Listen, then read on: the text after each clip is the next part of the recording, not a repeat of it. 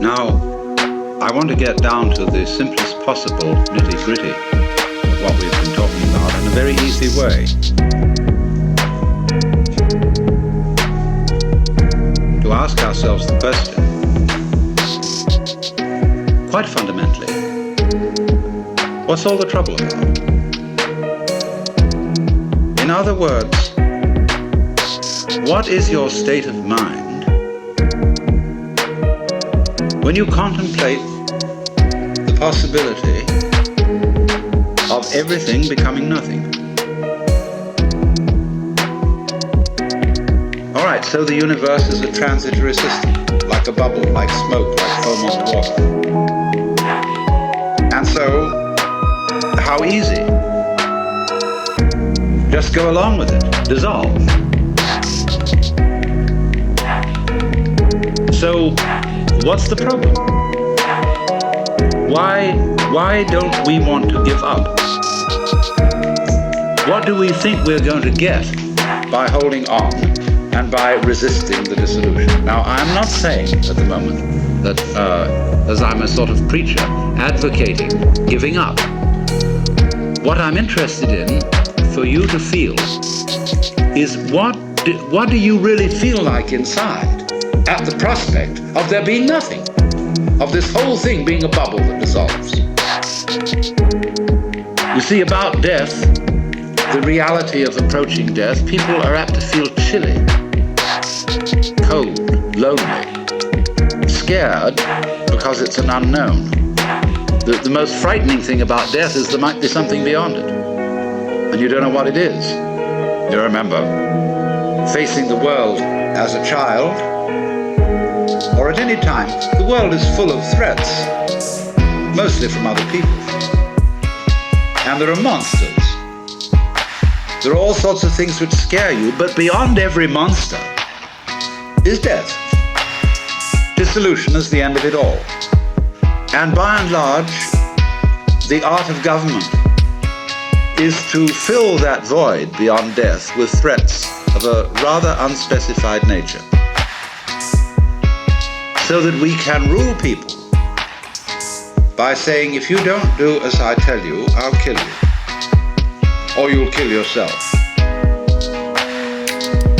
And so long as we can be scared of that, and so long as we can be made to think of death as a bad thing, we can be ruled. And that is why no government likes mystics. Because if we define the mystic as the person who is no longer scared of death, because the mystic is, in the simplest possible language, the person who understands that you have to have nothing to have something. So, you can't fundamentally scare the mystic with death. Because, say, well, what end can it all come to? What's all the trouble about? The most it can come to is nothing. I mean, there may be some troubles on the way of resisting this, basically resisting it. I mean, as you might say, the very cells in your body resist their dissolution.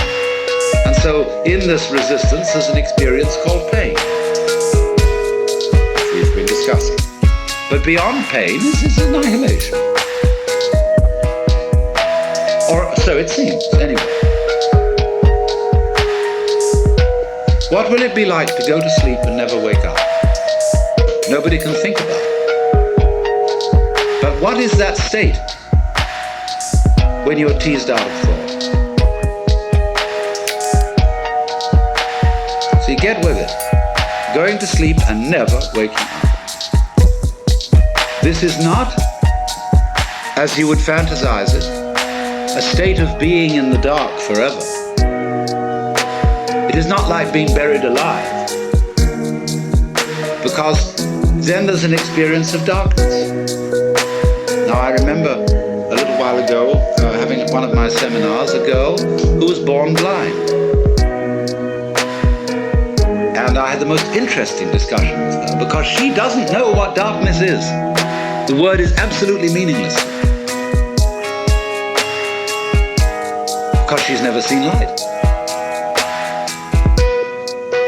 Now, so when you really think about nothingness, it becomes like what I've often referred to, is how your head looks to your eyes. And behind the eyes, you don't see darkness, do you? Right now. You're not aware of a contrast of light here and black there. Behind the visual field, this way, you can't see darkness. There is simply nothing conceivable at all. Neither darkness nor light. See? All right, so, might one venture to say almost that area of blankness we call death is what lies behind the eyes. In other words, it is what we can't think about that's what's watching.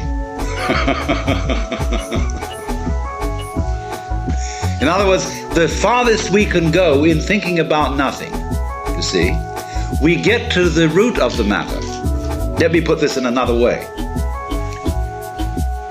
The world is form. Now, you cannot look for the origin of form in form, because what you would get then would be a universe where you couldn't make out any form at all because there was so much of it. It would be like writing a letter on top of a newspaper and then putting a picture over that and then doing something else until there wasn't a single square millimeter of paper left, of blank paper. Nobody could read anything. But one can read, one can see form, one can see the world, simply because there's always emptiness behind it. So you see, in this way, emptiness being the mother of form. And